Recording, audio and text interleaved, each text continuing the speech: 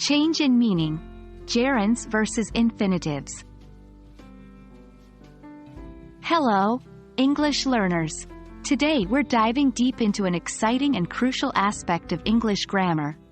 Verbs followed by gerunds and infinitives with a change in meaning. By mastering this topic, you'll improve both your understanding and usage of the English language.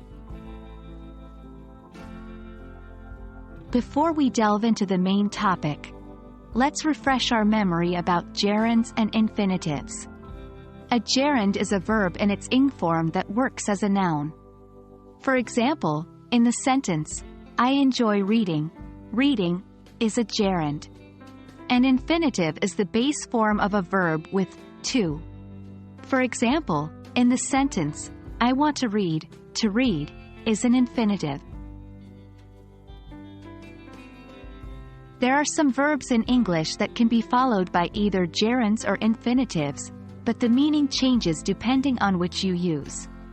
Here are some examples. 1. Remember. 2. Remember doing.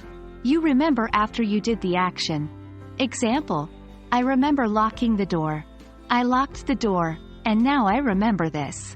3. Remember to do. You remember before you do the action. Example, I must remember to lock the door. I haven't locked the door yet. 4. Try. 5. Try doing. Do something as an experiment to see if it works. Example, if the door is stuck, try pushing it harder. 6. Try to do. Make an effort to achieve something. Example, I'm trying to push the door, but it's too heavy. 7. Stop. 8. Stop doing. To cease the activity. Example, he stopped talking when he saw me. 9. Stop to do. Cease one activity in order to do another. Example, he stopped to talk to me. Remember, these are just a few examples, and there are many more verbs which behave similarly. It's always beneficial to practice what you've learned.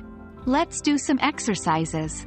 Fill in the blanks using the correct form, gerund or infinitive, of the verb.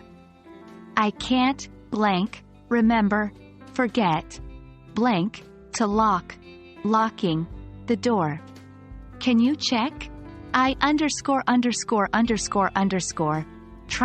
tried to, blank, stop, stopping, smoking, but it's hard. He